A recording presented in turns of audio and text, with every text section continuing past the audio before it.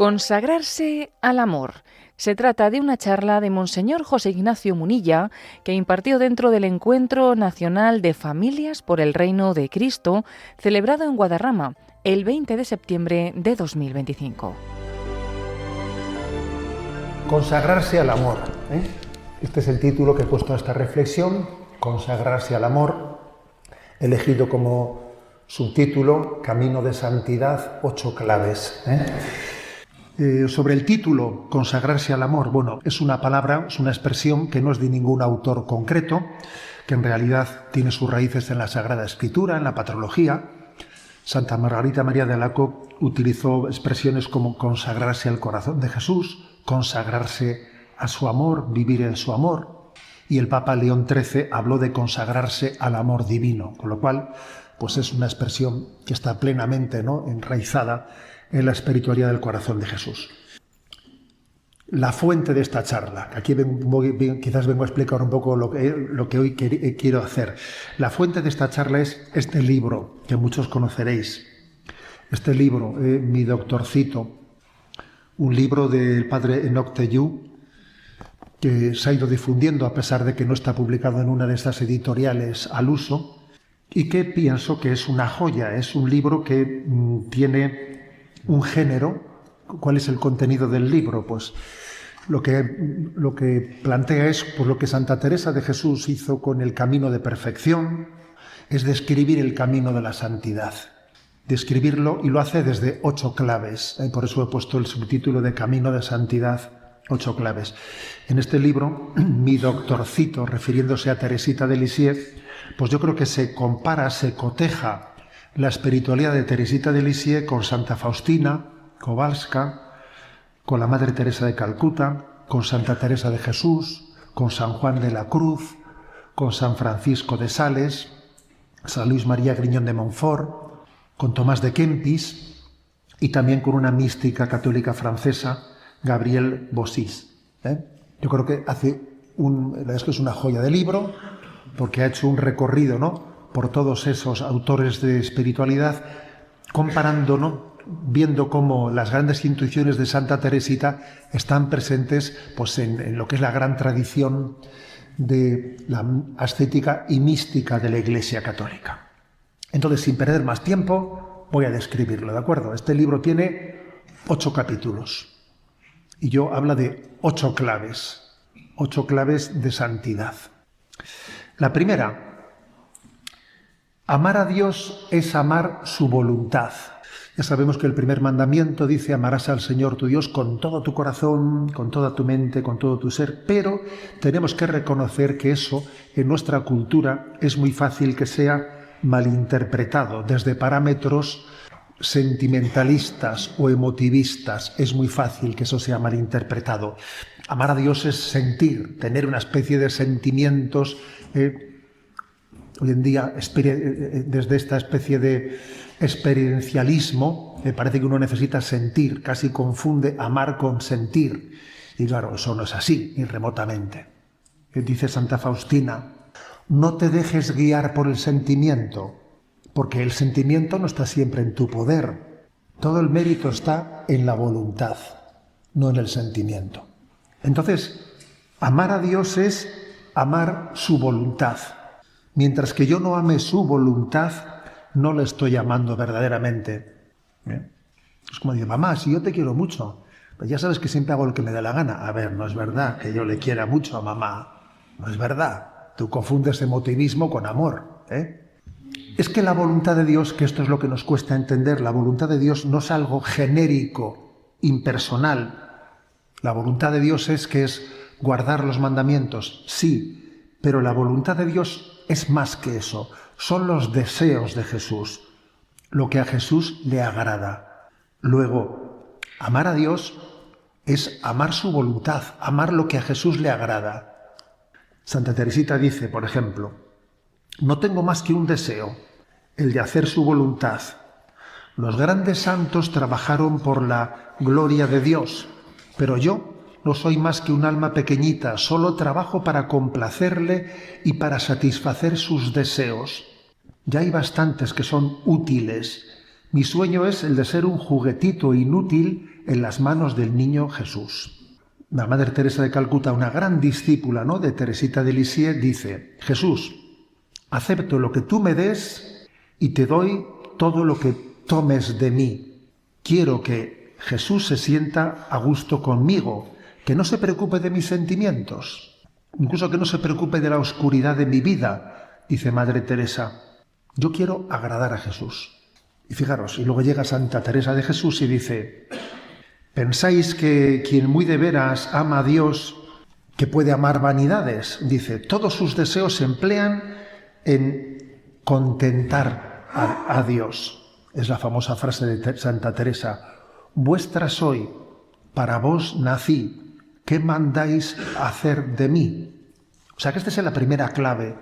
La primera clave de la santidad es que lo del amor a Dios, amarás a Dios con todo tu corazón, con toda tu mente, tenemos que entenderlo en amar la voluntad de Dios. ¿Qué es lo que Dios quiere? ¿Qué es lo que Dios desea? ¿Yo cómo alegro el corazón de Dios? ¿Cómo le contento al corazón de Dios? Esta ha sido la clave de Teresita y de los santos. Y tenemos que purificar, ¿no? Purificar esa concepción que tenemos de amor emotivista, sentimentalista. Esa es la primera clave. Amar a Dios es amar su voluntad, buscar agradarle, darle alegrías a Dios. Yo quiero darle alegrías al corazón de Jesús. Segundo punto. Para conocer su voluntad es necesario mirarle. San Francisco de Sales dice que hay dos maneras de conocer lo que le agrada a Dios. Una es considerar lo que está mandado y otra es mirar a los ojos de Dios e intuirlo en su mirada. Dos personas que se aman se entienden con la mirada, comprenden uno la mirada del otro, ¿no? Y esta es una segunda clave. Por desgracia, nos miramos mucho a nosotros mismos y entonces no terminamos de descubrir cuál es el agrado de Dios. Porque me miro a mí mismo queriendo hacer la voluntad de Dios. Así no miras al Señor, así no te estás enterando, ¿no? O sea que tenemos que buscar los ojos de Dios para descubrir su voluntad. No dar por supuesta la voluntad de Dios y mirarnos a nosotros mismos. Esto es lo que le pasó a Marta, ¿no?, quien pensaba que ya conocía el agrado de Jesús y ya no le miraba. Hacía cosas por Jesús, pero sin mirarle. Esto puede ocurrir mucho en nuestra vida. Esto tiene muchas aplicaciones concretas, Pues eso puede ocurrir hasta en una genuflexión. Uno hace una genuflexión y dice, ¿se la hago a Jesús o se la hago al vacío? ¿Estoy mirando a los ojos o incluso puede ocurrir en las oraciones que pronunciamos? ¿Traes el corazón en las palabras que dices? ¿Le estás mirando al decírselo o las dices al vacío? La clave de buscar, ¿no? Buscar en la mirada de Jesús cuál es su voluntad es muy importante. Hay una anécdota de Madre Teresa de Calcuta, ¿no?, que está recogida en este libro, que no me resisto a leerosla. Dice ella: una vez vi a una hermana yendo al trabajo apostólico con cara triste. Entonces le llamé a mi habitación y le pregunté: hermana, ¿qué dijo Jesús? ¿Que llevemos la cruz delante de él o que le sigamos? Me miró y me dijo: que le sigamos. Entonces le pregunté: ¿y por qué intenta usted ir delante de él? Dejó mi cuarto sonriendo. Había entendido el significado de seguir a Jesús. A ver, mírale y síguele. No pretendas ir tú delante haciendo cosas, Por lo tanto, creo que esta clave es, decimos que amar a Dios es amar su voluntad, pero en segundo lugar, yo para amar su voluntad tengo que vivir a la luz de su mirada, tengo que vivir en su presencia, cruzar mis ojos con los suyos y ver en esa mirada, pues si lo que estoy haciendo es de su agrado, si lo hago en su presencia, si es de su agrado, y entender en esa mirada suya si me está pidiendo algo más. Tercera clave: aprender a dárselo todo. Amar es dar, darse incluso a uno mismo, ¿no? Darnos a nosotros mismos. Si amamos de verdad a Jesús, ¿cómo vamos a anteponer algo a este amor? ¿Cómo vamos a disgustarle a Jesús negándole algo, no? Si yo le amo y intuyo que en esa mirada que nos estamos cruzando me pide algo, ¿cómo se lo voy a negar? Entonces me pongo en la presencia de Dios y cada uno tiene que intuir qué me está pidiendo el Señor que le dé, qué me está pidiendo que le entregue, sea una cosa grande, sea una cosa pequeña. Entonces, pues imagínate, ¿no? Pues que el Señor te pida, que me pida a mí, oye, yo quiero de ti menos horas de ordenador y más horas de sagrario, que lo puedes intuir eso, ¿eh? Eso lo puedes intuir fácilmente si le miras y dices, no, si me lo está clavando, ¿sabes? Claro. Entonces, si te pide eso, ¿qué vas a hacer? Pues dárselo, no negarle nada. Yo quiero agradarle a Jesús. Yo aquí, ¿para qué estoy? ¿Para hacer cosas o para agradarle a Él? ¿Cuál es el objetivo de mi vida? Entonces esto es clave, ¿no? Santa Teresa de Jesús, en el libro de las Fundaciones, dice, ¿no? Le dice a sus hijas, miren que por muy pequeñas cosas va el demonio barrenando agujeros por donde entren las cosas grandes. No les acaezca decir, en esto no va nada, que son exageraciones. Oh, hijas mías, que en todo va mucho. Dice ya, cuidado, no digas esto es una bobada, cuidado, que en las cosas que te parecen pequeñeces se está introduciendo ahí cosas importantes, ¿no? Si tú sientes que en tu mirada el Señor te está pidiendo algo, ¿cómo se lo voy a negar? Madre Teresa de Calcuta, al igual que Teresita, entiende que para dar las cosas, un criterio de dar las cosas porque hemos sido seducidos por la mirada de Jesús, que en esa mirada hemos visto qué le va a agradar a Jesús, un criterio es darlo de manera gozosa y alegre. Darlo de manera gozosa y alegre. Dice ella en sus cartas, ¿no? Rece por mí para que pueda mantener la sonrisa de dar sin reserva. Fijaros, dice Madre Teresa, que pueda mantener la sonrisa de dar sin reserva. Sabemos que ella dijo esto en momentos de noche oscura interior muy fuerte. A su director espiritual le dice, solo puedo hacer una cosa, como un perrito, seguir de cerca las huellas de su amo. Rece por mí para que sea un perrito alegre.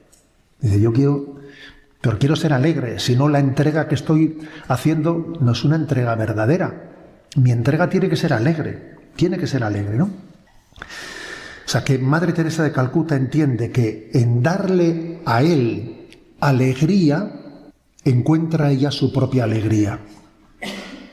¿Dónde está la alegría de los santos? En darle alegrías a Jesús.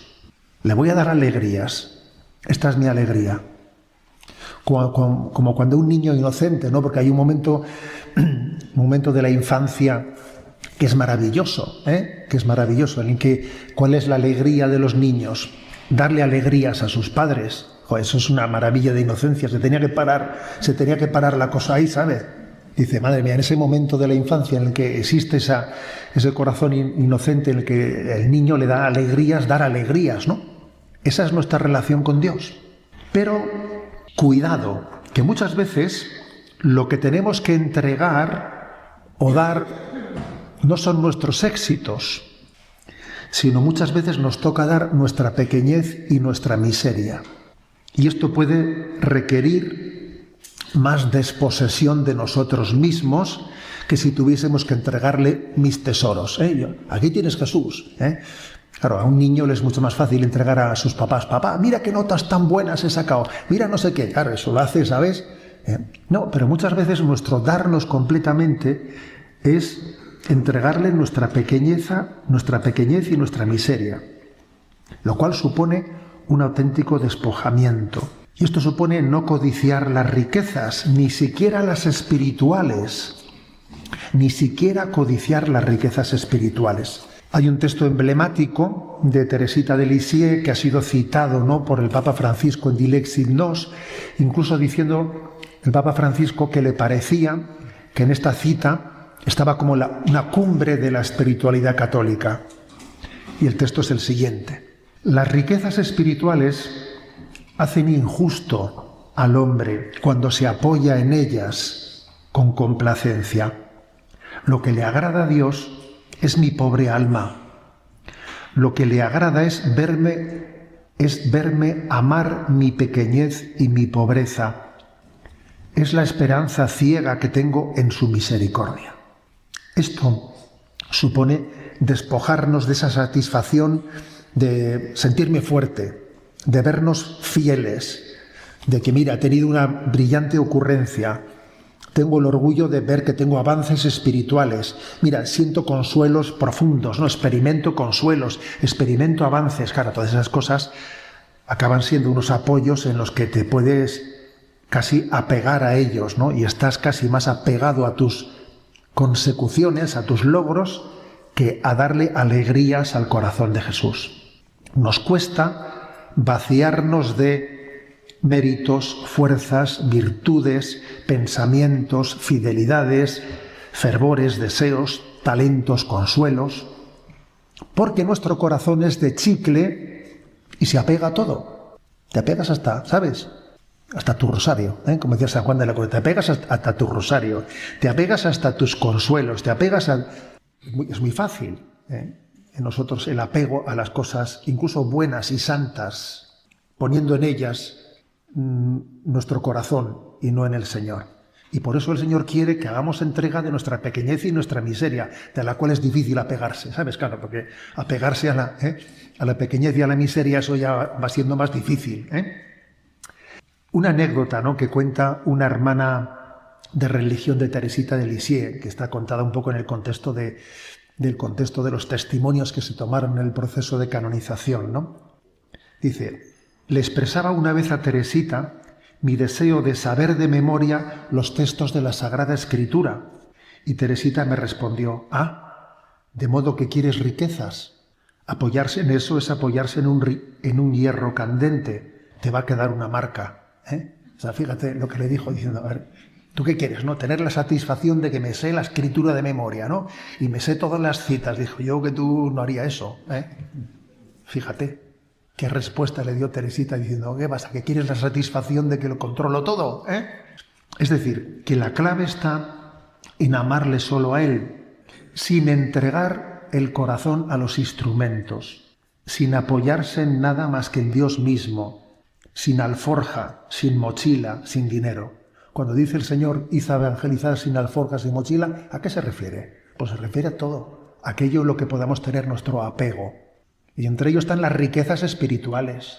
Y por eso el Señor, ¿qué es lo que más le agrada de nuestra ofrenda? Pues lo que más le agrada es que nosotros no vivamos apoyados en nuestras riquezas. ¿Al Señor de qué le sirve que nos apoyemos en nuestros consuelos espirituales, en las grandes experiencias que hemos tenido? Al Señor le puede ayudar mucho más para cautivar nuestro corazón que partamos de nuestras sequedades, sinsabores, contradicciones y se las ofrezcamos. Será más fácil que así no haya apego en nuestros corazones. El Kempis dice, cuando piensas que estás lejos de Dios, estoy más cerca de ti regularmente. Porque en esa sensación también de que yo no poseo, no controlo, me parece que estoy lejos, El Señor dice, pues ahora es cuando yo, sin embargo, estoy más cerca de ti, ¿no?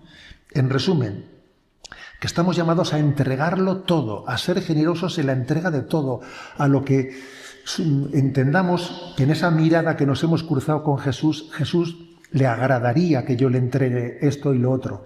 Pero cuidado, no solo nuestros tesoros, sino especialmente nuestra pobreza y nuestras miserias. Cuarto capítulo.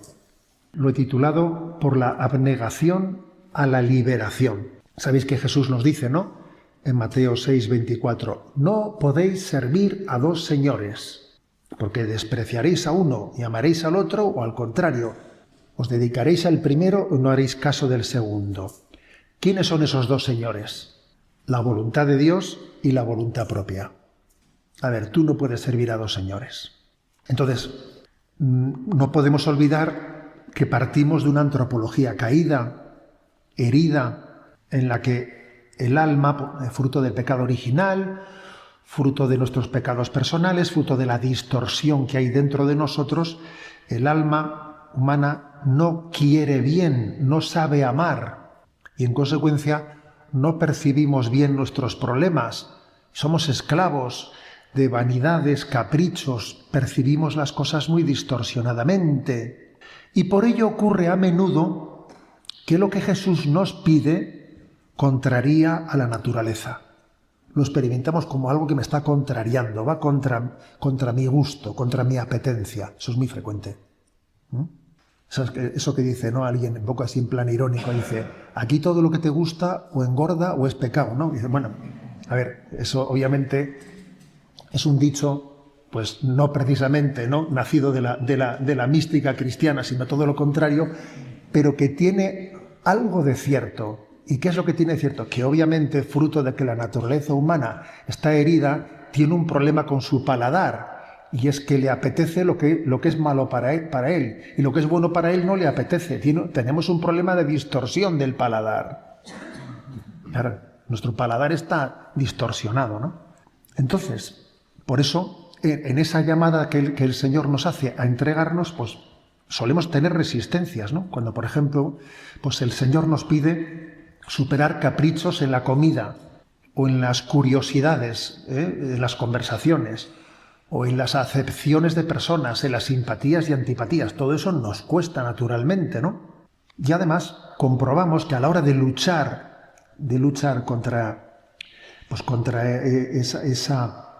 esa tendencia contraria, pues comprobamos nuestra debilidad. Comprobamos que nuestra debilidad es más fuerte que nosotros mismos. Así lo dice el Salmo 141. Líbrame de mis perseguidores, que son más fuertes que yo. Dice ese salmo, la verdad es que es impresionante, ¿no? Y Jesús sentencia, el reino de Dios sufre violencia y solo los violentos la arrebatan. Como diciendo, tiene que haber batalla dentro de ti. A ver, dentro de ti tiene que haber batalla. Si no hay batalla, por la abnegación, por la mortificación, no vas a llegar a la liberación. Te vas a dejar llevar pues por la naturaleza herida por el pecado original. Lo lógico es que en nosotros haya batalla interior. Dice el Kempis, mucho y de continuo conviene que pelee el hombre consigo mismo, para que aprenda a vencerse del todo y así pueda traer todo su deseo cumplidamente a Dios. Claro, uno cuando se adentra en esta batalla dentro de sí mismo contra su yo herido por el pecado original, etc., descubre que mi rival es mi propio yo, que ha vivido camuflado dentro de mí, que me ha tenido engañado, que es que el enemigo lo tengo en casa, es la herida que el pecado ha hecho en mí, ¿no? Y qué inmenso reto se abre entonces ante nosotros, conquistarnos a nosotros mismos, doblegar la tiranía de nuestro propio yo. Es el camino de la abnegación. Entonces, ¿cómo hacerlo? A ver, Teresita de Lisieux es una fiel discípula de San Juan de la Cruz. Fiel discípula de San Juan de la Cruz. Entonces, San Juan de la Cruz nos habló de ese camino de las nadas, ¿no? Leo un párrafo breve de la subida al Monte Carmelo, la parte primera, capítulo 13, dice San Juan de la Cruz. Le está dando indicaciones al alma cristiana que quiere luchar por la abnegación, que quiere luchar por la mortificación, sobre cómo tiene que llevar adelante esa batalla interior, ¿no? Dice, procure siempre inclinarse no a lo más fácil, sino a lo más dificultoso, no a lo más sabroso, sino a lo más desabrido, no a lo más gustoso, sino antes a lo que da menos gusto, no a lo que es descanso, sino a lo trabajoso, no a lo que es consuelo, sino antes al desconsuelo, no a lo más, sino a lo menos, no a lo más alto y precioso, sino a lo más bajo y despreciado, no a lo que es querer algo, sino a no querer nada, no a andar buscando lo mejor de las cosas temporales, sino lo peor, y desear entrar en toda desnudez, vacío y pobreza por Cristo de todo cuanto hay en el mundo. Claro, uno escucha esto de San Juan de la Cruz y dice, madre mía, Dios mío, ¿qué proyecto de vida es este, no? Me parece una carga demasiado pesada, ¿no? O sea, es que, madre mía, claro, uno lee esto y se pega un poco de susto, ¿no? Un poco de susto. Pero fijaros, tener esa sensación de que esto es inhumano es una tentación. Es una tentación. Porque lo que es cierto es que la infelicidad está en dejarnos arrastrar. Y que la felicidad es cuesta arriba. Y la infelicidad es cuesta abajo. Esa es la verdad. Con lo cual, aparentemente, esto que es inalcanzable es camino de felicidad. Y obviamente es un don de Dios que tengo que pedir la gracia de poder alcanzarlo, porque por voluntarismo no vamos a hacer esto. ¿Me explico? Nosotros no creemos en ese autocontrol del zen, que no hay deseos, no voy a renunciar a todos los deseos, ¿no? No creemos en esa anulación de los deseos. No hay dolor, no hay dolor. Oiga, pues a mí si me pincha me duele, ¿me explico? No es verdad esa antropología falsa. No es verdad. Partimos de la realidad de la vida, ¿no? Y entonces humildemente pedimos al Señor, Señor, dame la gracia de dártelo todo. Y obviamente Jesús, si tú has sembrado en el alma este deseo de dártelo todo, confío en tu gracia. Yo por puro voluntarismo no voy a hacer esto, es imposible. Pero poco a poco tú me vas a dar la gracia y voy a ir experimentando el camino de liberación. Porque según me vaya avanzando y vaya viendo cómo la liberación me hace feliz, eso me dará fuerzas para dar más pasos. Aprenderé a gobernar lo que mis ojos miran, en vez de estar todo el día mirando cosas de curiosidad. Pues no, mortificaré mi mirada curiosa. Aprenderé a gobernar lo que sale de mi boca, en vez de primero lo digo y luego lo pienso, ¿no? O aprenderé a gobernar mis impulsos de antipatía y simpatía, ¿no? Haciendo acepción de personas según me caen bien, me caen mal. Y Dios me irá dando una alegría interior, que eso me dará todavía más esperanza para seguir caminando. Y lo que parece inalcanzable, inhumano, lo llegamos a sentir como un don que nos otorga un gran descanso. Nos sentimos liberados. En la medida en que vamos gobernando nuestras inclinaciones, eso nos permite centrarnos en las cosas importantes. Porque mira, si tú, en vez de dejarte llevar por todo lo que los sentidos y las apetencias en cada momento te están arrastrando a ellas, si tú acoges la gracia de Dios para despojarte por la mortificación, por la abnegación de eso te va a permitir centrarte en lo que es importante en la vida. Te va a hacer un alma apostólica, capaz de amar a los demás, porque no estás perdiendo el tiempo con todas esos desórdenes que genera el dejarnos arrastrar por la apetencia de nuestra naturaleza. Y entonces se producirá un pequeño milagro, y Santa Teresa de Jesús, con mucha gracia, que ella tenía mucha gracia, como sé de que Dios está entre los pucheros y tal, tiene también aquí una expresión, Santa Teresa de Jesús, muy bonita, que dice, hele aquí al hortelano hecho alcalde, dice ella, Tú diciendo, mira, nosotros que somos un hortelano, que en el fondo estamos trabajando la tierra, ¿no?, de nuestra alma, quitándole malas hierbas, regándola, hele aquí al hortelano hecho alcalde. De repente el Señor nos permite gobernarnos y sentir la liberación interior de permitir que Cristo reine en nosotros, ¿no? Y así se cumple, ¿no?, aquella profecía de Ezequiel, os daré un corazón nuevo.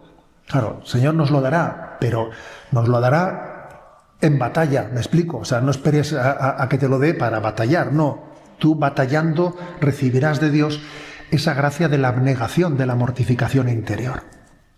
Por tanto, la clave es desear y pedir esta gracia. Dame la gracia de tu voluntad. Inclina mi corazón a tu voluntad. Yo no puedo ser feliz cuando yo detecto en mi vida montones de desórdenes, de caprichos, de cosas que no le agradan a Jesús, que no son su alegría. Yo tengo que pedir la gracia de ese ordenamiento interior, entregándome a esa batalla. Y Teresita descubre este camino de abnegación plena, que como hija de San Juan de la Cruz. Y esto es algo que a mí este libro de mi doctorcito me ha iluminado en una cosa muy, muy obvia, ¿no? Es a desenmascarar las falsas imágenes que se hacen de Teresita de Lisieux.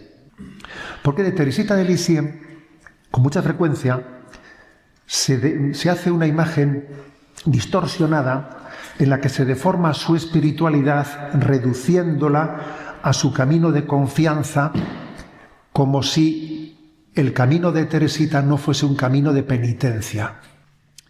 Es como si dijésemos de ella, no, Teresita es la que dice que Dios es bueno, yo soy demasiado pequeña para hacer penitencia, yo no hago penitencia porque confío en la misericordia. A ver, esa imagen de Teresita es un timo, una deformación completa, ¿eh?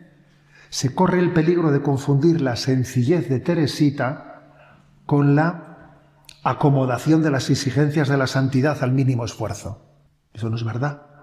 Se corre el riesgo de confundir la simplicidad con la mediocridad piadosa. Y eso es una deformación de Teresita. Y lo cierto es que Teresita de Lisieux tuvo una mortificación interior heroica, tremenda. Fue tremenda Teresita de Lisieux. No en las penitencias exteriores, que muchas con su salud no podría hacer, sino sobre todo las interiores, ¿no?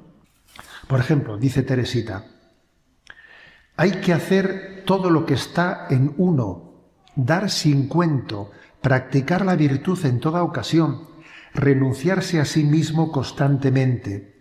Ofrecerse como víctima es entregarse sin reserva a complacer al buen Dios. Es compartir con Jesús sus humillaciones y su cáliz de amargura. Y precisamente la gran gracia de Navidad de 1886, de la que tanto se habla, esa gracia que tuvo ella cuando vio que era el último año que le iban a poner el regalo de Reyes, etcétera y tal, ¿no? Consiste en un espíritu de abnegación muy fuerte, venciendo ella el carácter hipersensible que tenía. Para ella ese vencimiento interior es heroico, ¿no? Entonces Teresita de Lisieux, lo cierto es que ella elige las tareas más fatigosas en comunidad que los demás no querían hacer. Teresita rechazaba las comodidades. Por ejemplo, pues solían allí en el monasterio a veces calentar las zapatillas para el invierno, porque claro, en Lisieux allí arriba en invierno hay una temperatura muy baja y ella pues procuraba ofrecerle a Jesús pues flores espirituales, como diciendo, pues no pongo las zapatillas en la calefacción para calentarlas. O sea, le ofrecía al Señor sus renuncias. Incluso parecía sentir un cariño especial por las religiosas que más le hacían sufrir.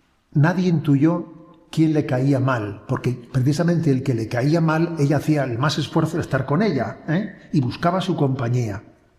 Y en la recreación evitaba complacerse sentándose junto a sus 3 hermanas, que tenía 3 hermanas en el Carmelo, y ella evitaba sentarse con sus hermanas y se sentaba allí con las que, en teoría, pues notaba que le tenían a ella un poco de tirria.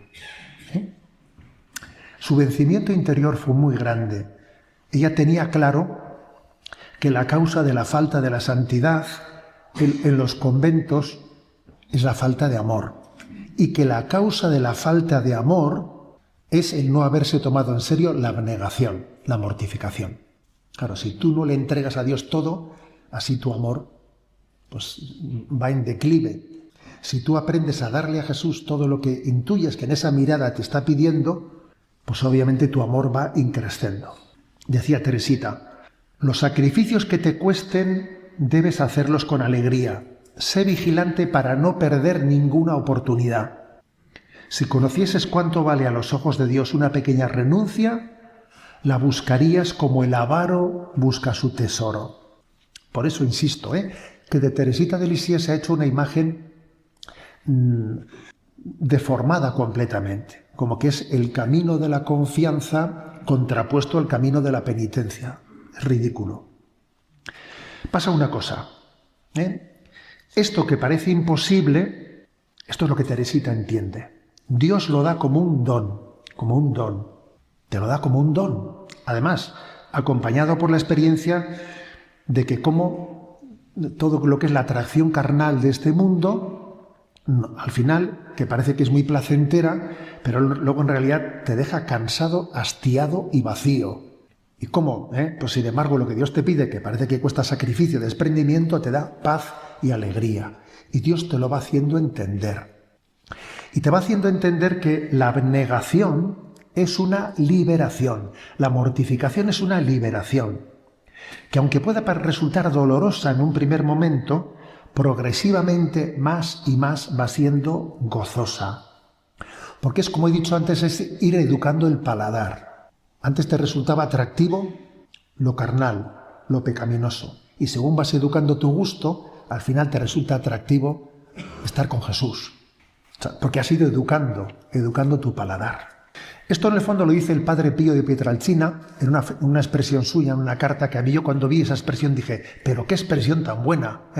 El padre Pío decía, en la vida espiritual, cuanto más se corre, menos se cansa uno. Es una gran verdad. Porque claro, si uno coge y se lo entrega todo al Señor, esto, ahora como vayas, entrego esto, pero esto otro no, pero esto un poco sí, pero esto ya no. Madre mía, así se cansa uno muchísimo, ¿sabes? Así se cansa uno muchísimo. Eso es como cuando vas de compras por ahí, ¿sabes? Vas de compras con tu madre o donde sea y paras a ver una cosa, vuelves, para, pues así se cansa uno más que yendo al monte, haciendo una marcha, ¿me explico? Pues con la vida espiritual, mutatis mutandis, ¿sabes? Pues pasa algo por el estilo. O sea, es que en la vida espiritual, cuanto más se corre, menos se cansa uno. Pero como vayas, que entrego esto sí, pero esto otro no, yo también necesito un poco de vidilla, esto para mí, esto para ti Jesús, esto para mí, así se cansa uno muchísimo. Y no disfrutas, y no lo gozas.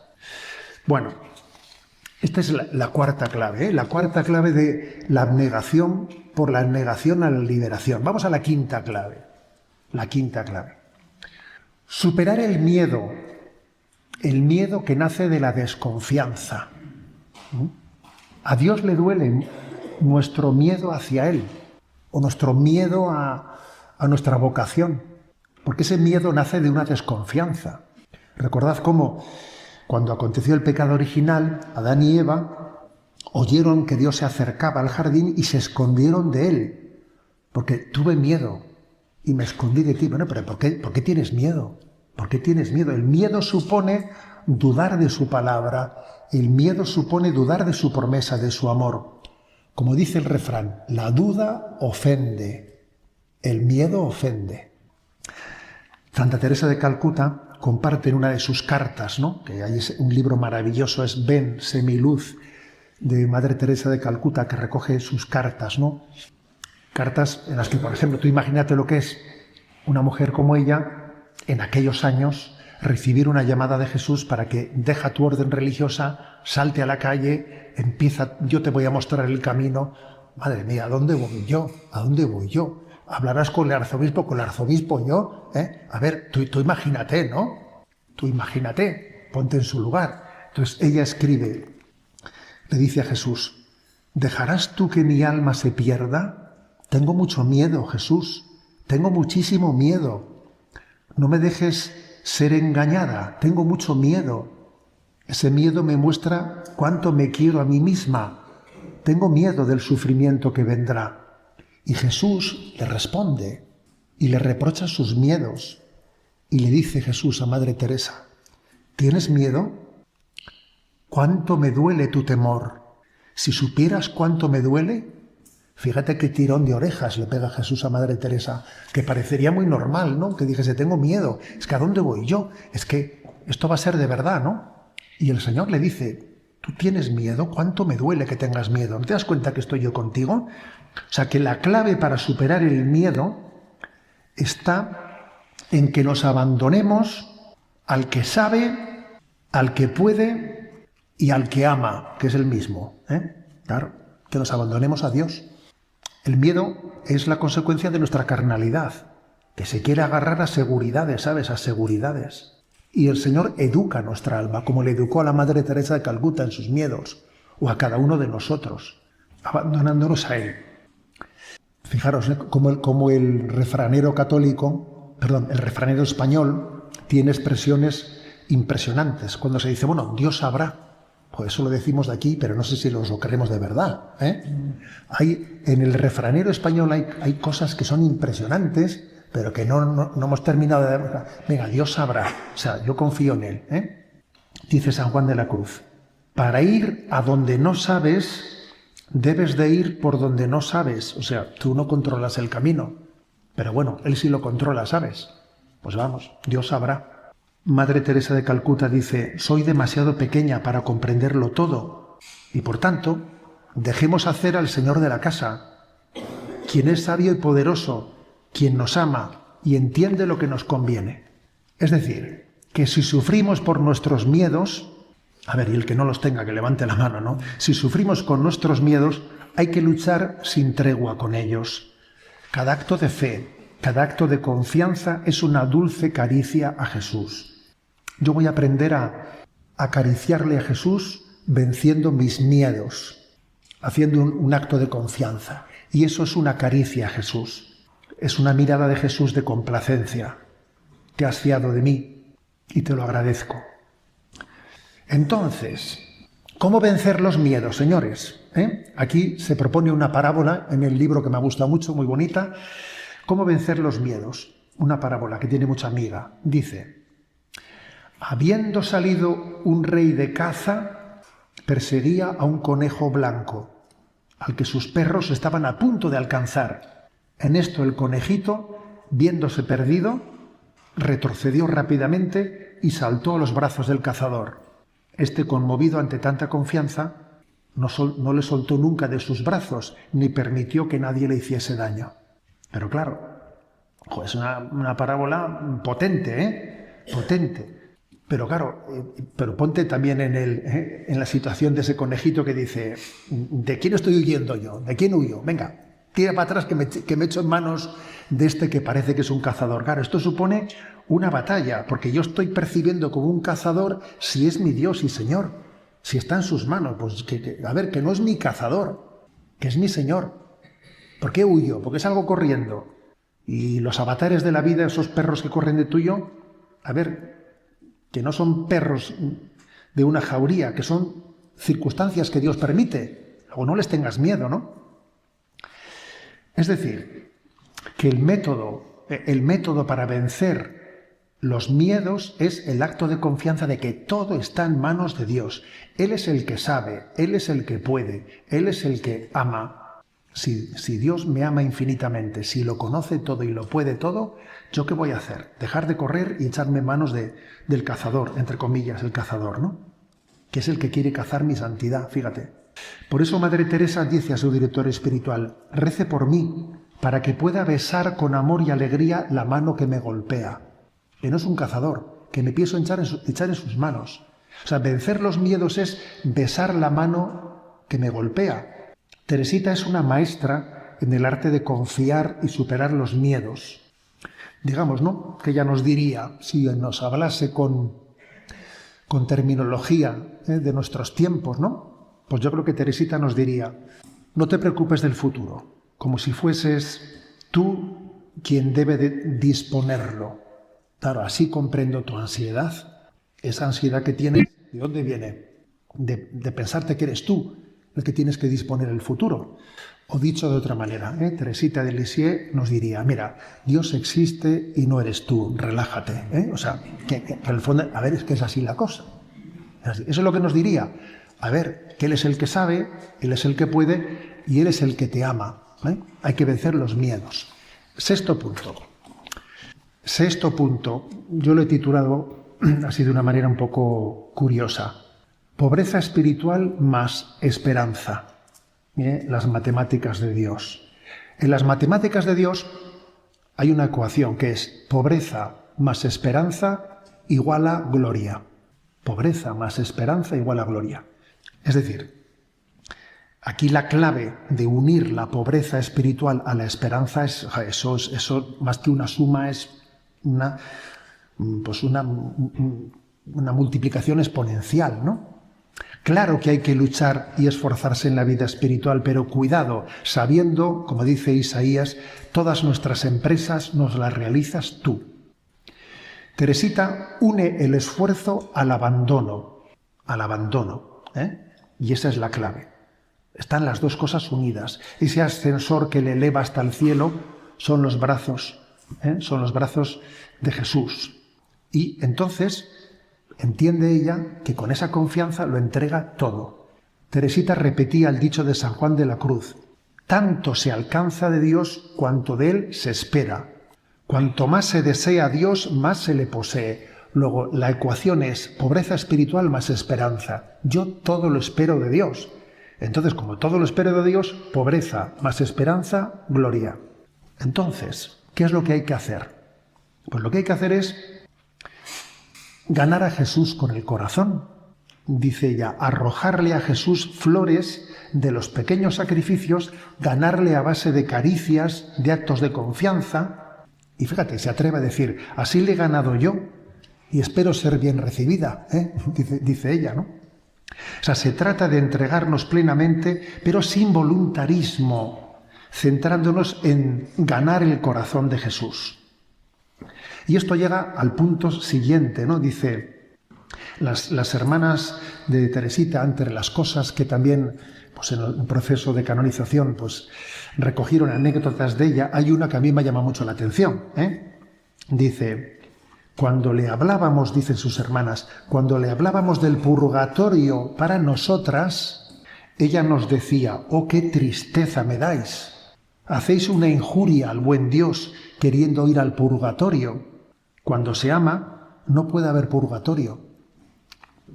Es que es una cosa hasta que me impresiona, ¿no? Yo recuerdo que explicando el catecismo de la Iglesia Católica, cuando expliqué el purgatorio, pues yo subrayé cómo el purgatorio es ese estado de esperanza, ¿no? Que el purgatorio al fin y al cabo es un regalo de la misericordia de Dios que nos permite purificarnos para ir al cielo. Y me acuerdo que dije en la radio, dije que yo firmaría ser el que cierre el purgatorio. Y me acuerdo que le llegó noticia al padre Mendizábal de que yo había dicho eso. El padre Mendizábal me llamó y me dijo, oye, José Ignacio, ¿tú has dicho eso? Le dije, pues padre, sí lo he dicho. Y entonces el hombre me reprendió, pues como Teresita de Lisieux reprendió a sus hermanas diciendo, tú no esperas en el amor de Dios. O sea, ¿qué grado de esperanza tienes tú en su amor, no? Yo recuerdo esa reprensión del padre Mendizábal diciendo, ¿pero tú qué has dicho? Ya intenté rectificar en los siguientes programas, ¿sabes? Pero bueno, hicimos lo que pudimos, Capítulo 7. Vida escondida en Cristo, Vida escondida en Cristo. Dice Teresita una frase también yo creo que muy luminosa. Dice, hay cosas que si se exponen al aire pierden su perfume. Ojo, qué expresión esta, Hay cosas que si se exponen al aire pierden su perfume. O sea que Jesús es un tesoro escondido y para encontrar al escondido tú también tienes que esconderte. Entonces dice Teresita, qué dicha estar también escondida, que nadie piense en mí, ser desconocida, incluso de las personas que viven con nosotras. Cuando allí se empezó a poner en marcha el proceso de canonización de Teresita de Lisieux, las primeras sorprendidas fueron las de la comunidad. ¿Pero cómo? ¿Esa que estuvo aquí entre nosotros? Porque ella tenía perfectamente escondida su vida, Incluso las flores de su vida interior las tenía escondidas. Teresita aceptaba ser olvidada y cuando se hablaba poco de ella estaba encantada en no atraer la atención. Dice el Kempis, la verdadera sabiduría consiste en querer ser ignorado y tenido en nada. Ojo, La verdadera sabiduría consiste en querer ser ignorado y tenido en nada. O sea que el deseo de singularizarse, Teresita de Lisieux le llamaba el deseo de brillar, le horrorizaba. Entendía que era un veneno de la vida espiritual. Incluso en la vida monástica, que en teoría en la vida monástica pues hay muchas cosas en las que no hay distinciones de dinero, de vestido, de regla de vida. En la vida monástica, oye, pues todo el mundo viste igual. Sí, pero en la vida monástica también existe el quererse destacar, porque soy el más listillo, soy el más listo, soy el más no sé qué, soy el que más sufre, pobrecito de mí, yo qué sé, ¿sabes? O sea, uno puede destacar por muchas cosas, ¿Cómo nos gusta destacar? Y obviamente ella se daba cuenta que aquí había un veneno espiritual con el que había que combatir. Solo se hace pequeño, lo de la infancia espiritual suyo, solo se hace pequeño el que desea permanecer oculto. Entonces aquí hay una pregunta, ¿no? Una pregunta que formula este libro de mi doctorcito. ¿Tú dónde buscas tu santidad? ¿En la vitrina o en el rincón? Que es una pregunta, ¿no? Una pregunta, claro. ¿Yo la busco en la vitrina o la busco en el rincón? Santa Faustina Kowalska dice: le pido al Señor que me proteja de la mirada de las criaturas. Siento una inclinación a esconderme, de modo que me conozca solamente el corazón de Jesús. Y dice también: en varias ocasiones he notado cómo las almas consagradas defienden su gloria fingiendo la gloria de Dios. Madre mía, cuidado, que a veces uno fingiendo la gloria de Dios está defendiendo su propia gloria. Y dice Santa Faustina: prefiero ser la muchacha de los recados en el convento que la reina del mundo. Y Teresita de Lisieux avisa: almas apostólicas, andad precavidas porque la vanidad se desliza muy fácilmente en el corazón. Y entonces seremos como un cristal manchado que no deja pasar la luz. Y eso es tremendo, ¿no? Cuando acontece esa vanidad, ¿no? No dejamos pasar la luz. Si esto lo dijo Teresita de Lisieux y Santa Faustina, entonces, ¿qué no diríamos hoy, por ejemplo, en el tiempo de las redes sociales? Madre mía, qué peligro. Me explico, lo de las redes sociales. ¿Es posible estar en redes sociales y no ser vanidoso? Madre mía, un milagro de Dios, Eso es un milagro de Dios. Es un milagro que solamente Dios puede sostener, El Kempis dice, atentos a esto, que es una frase tremenda: nadie se muestra seguro en público si no prefiere estar escondido. ¿Quién tiene el don y la cualidad de estar en público? El que prefiera estar escondido. Nadie habla con acierto si no prefiere callar. ¿Quién es la persona adecuada para hablar? El que prefiere callar, que igual tendrá que hablar aunque él prefiera callar, ¿sabes? Nadie manda con razón si no prefiere obedecer. ¿Quién tiene el don de gobierno? El que prefiere obedecer, ¿no? Entonces, a ver, quiere decir que tiene que haber una purificación en nosotros, ¿no? Porque ese punto, el punto séptimo, vida escondida en Cristo, cada uno se lo tiene que aplicar. Es un punto clave para la vida de santidad. Yo creo que por este punto se nos va, por el punto de la vanidad, se escapa el agua fácilmente y se va pues por el desagüe. Se va por el desagüe, pues el don de la gracia que el Señor nos quiere dar. Y último punto, el punto 8. Consolación y reparación. Estamos hablando de consagrarnos al amor, de consagrarnos al amor. Jesús solo quiere la correspondencia de nuestro amor, solo quiere nuestra correspondencia. La Madre Teresa dice: resonaba continuamente en mi corazón el grito de Jesús en la cruz: tengo sed, tengo sed. Bueno, pues digámosle a Jesús: yo quiero saciar tu sed de ser amado. Entonces tenemos que profundizar en la atención a la espiritualidad de la consolación y de la reparación, que muy providencialmente la encíclica Dilexit Nos se ha vuelto a poner, ¿no?, ante los ojos del mundo, porque sigue siendo totalmente cierto aquel grito del Salmo 69: esperé compasión y no la hubo, consoladores y no los hallé. Dios, el corazón de Cristo, pide consolación y reparación. Esta mística Gabrielle Bossis, de la cual habla de vez en cuando en este libro, que es esta mística católica francesa, que es la autora del libro Él y yo, ella dice, ¿no?, escucha que el Señor le dice: ocúpate de mi amor, no hay ningún huérfano tan abandonado como yo.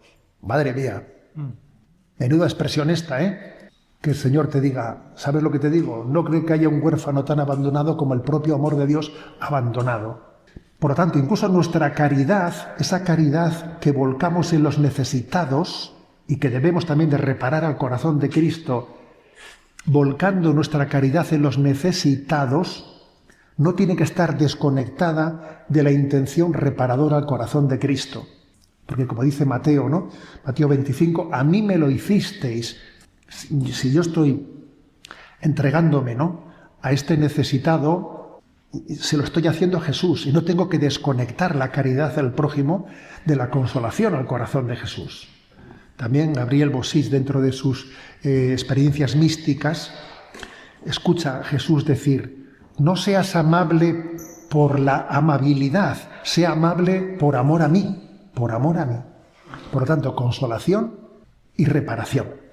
En definitiva, a ver, que uno lee este libro, que es una joya. Yo la verdad es que, bueno, pues para mí ha sido una joya, me ha hecho mucho bien. He estado casi 1 año y medio así haciendo oración con él. Y creo verdaderamente que uno saca la conclusión que el mejor apostolado, el único apostolado, es la santidad. A ver, vamos a verla. ¿Cuál es el único apostolado? La santidad. Todo lo demás son bromas. Todo lo demás son bromas. Es la santidad. Entonces, el celo apostólico no consiste en hacer muchas cosas, sino en hacer lo que a Jesús le agrada. Darle alegrías al corazón de Jesús. Vivir en esta perspectiva, ¿no? Por lo tanto, dejemos aquí nuestra reflexión, consagrarse al corazón de Jesús, camino de santidad, 8 claves, que en el fondo yo, a mi manera, no he pretendido hacer un resumen del libro, pero sí la interpretación que José Ignacio Munilla hace de algo que siempre es subjetiva, dicha con palabras, ordenándolo a mi manera, ¿no? Pero que creo que es un tesoro que nos puede ayudar para entender qué es consagrarse al corazón de Jesús. Porque es que como no descendamos a estas claves de santidad, podemos decir palabras muy hermosas que luego distan de concreción concreta en nuestra vida. Consagrarnos al amor supone, ¿no?, todo ese camino de esas 8 claves en nuestro camino a Dios. Y no olvidemos una cosa, ¿no?, que Teresita prometió: no descansaré hasta que se haya salvado el último elegido. Ella prometió, ¿no?, pasar su vida eterna salvando almas. Y también yo creo que nos debemos encomendar a ella en este camino de santidad. No descansaré hasta que haya salvado se haya salvado el último elegido. Le pedimos al Señor que ella también interceda en nuestra vida de santidad.